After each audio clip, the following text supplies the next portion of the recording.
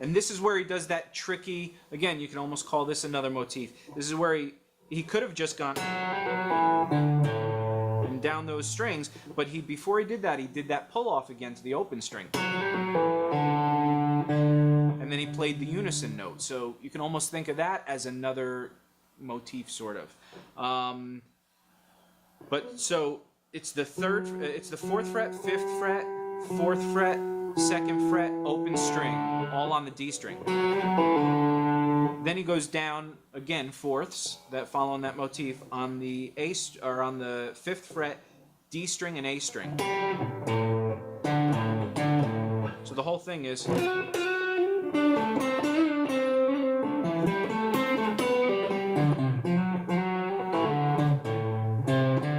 And then this is where he goes goes down those two notes, back up to the third fret and fifth fret of the A string, and he bends that up a half step and back down. So it's half step, fifth fret, up and down, back to the third fret. This is all on the A string. And then he does that little trill kind of thing from the third fret to the fourth fret, back to the third fret, sliding. So, and then he bounces between the fifth fret, third fret, and back on the fifth fret of the A string. So that whole thing is.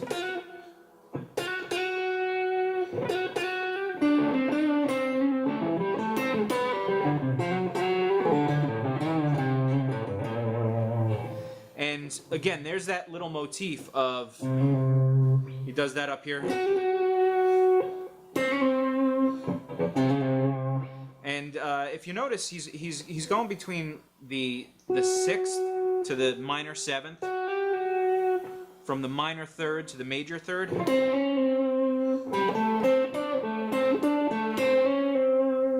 And down here it's the minor third again too. But when he's bending that half step, he's actually bending to the flat five. Same thing up here. So he's throwing in all the bluesy things. I mean, every bluesy thing you can, except the ninth so far. I don't think he's used. Oh yeah, right there he did. When he walked. That was the ninth. So he's throwing in the ninth, the minor third, major third, the five, the four, the flat five. It's just an all-around really good solo. So the next section is really cool. It's based off of all fourth intervals basically, and it starts on the E string, fifth fret, goes to the 10th fret on the E string. So it's pretty long, pretty wide stretch. Then it's the first finger on the 7th fret of the A string, then the D string. Then he goes to the 12th fret of the D string. Again, pretty big stretch, not quite as big as this though, but it's the octave basically. So then it's the 9th fret of the G string and the 10th fret of the B string. So it's then it's the C note on the B string, the 13th fret, bent up a whole step. So, and that whole run again is all fourths. You can actually think of it this way: instead of doing it in a scalar way, and then you can think of it. So again, you're going. Here's a fourth. This note on the A string, 5th fret, is the same as the 10th fret of the E string. So then you move it up here, and that note on the G string, 7th fret, is the same as the 12th fret on the D string. So instead of this, you have this. Then you move your hand up here, and you have fourths again. It's just a really instead of. Again, he could have done an arpeggio, he could have done a legato run, a scalar kind of thing, but instead those intervals really stand out after doing all these little scale bluesy kind of things. And again, that's a great solo technique, mixing all these things up, but not mixing it up too much to where you're doing a million different techniques. you know, have those motifs and have those things that repeat all over the place, and then do some interval things, do some scale runs, do an arpeggio thing, instead of legato, do straight, you know, alternate picking kind of thing. All these devices are what make a good solo really good. Anyway, so after he does that, he bends up that C note. He bends it up once and pulls it down. And then he bends it up kind of a half step at the tail end of it.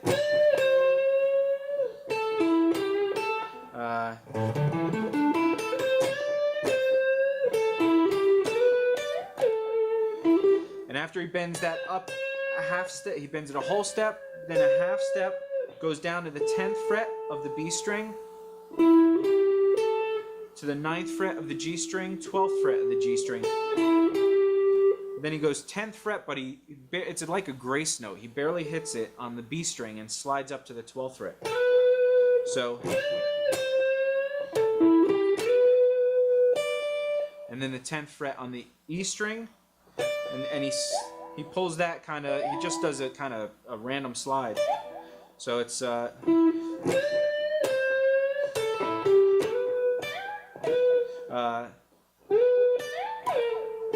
then when he slides up, he slides back kind of from anywhere on the B string to the 10th fret.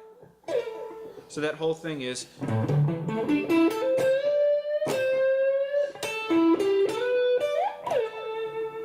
And he kind of stops that slide, and it's really a staccato kind of feel. And from there he does, let's see.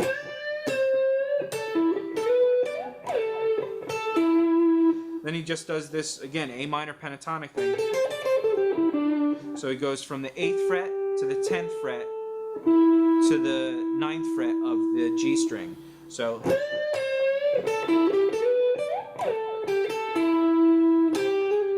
And here he does that little trill again, but this time from the 8th fret to the 9th fret. Then he rolls down on that 8th fret on the G string. That was on the B string, that little trill.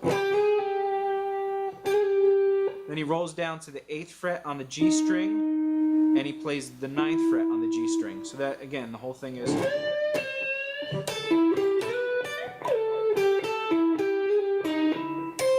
And this is where he does a little string skipping kind of chicken picking, country-ish kind of thing. And what he's doing there is the 8 to the 9 on the G string, skipping a fret, going to that C note, 8th fret on the E string, and plucking that with his.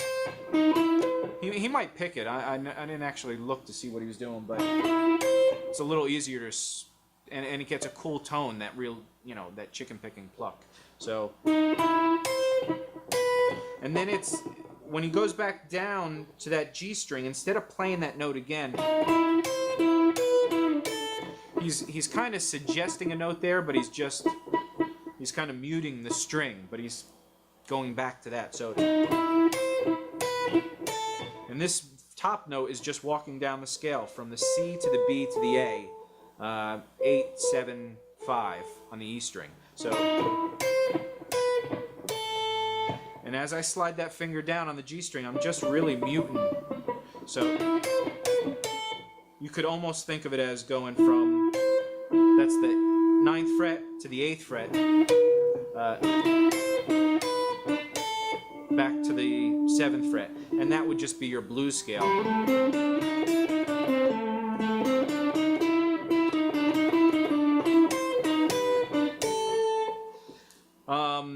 So that whole thing is.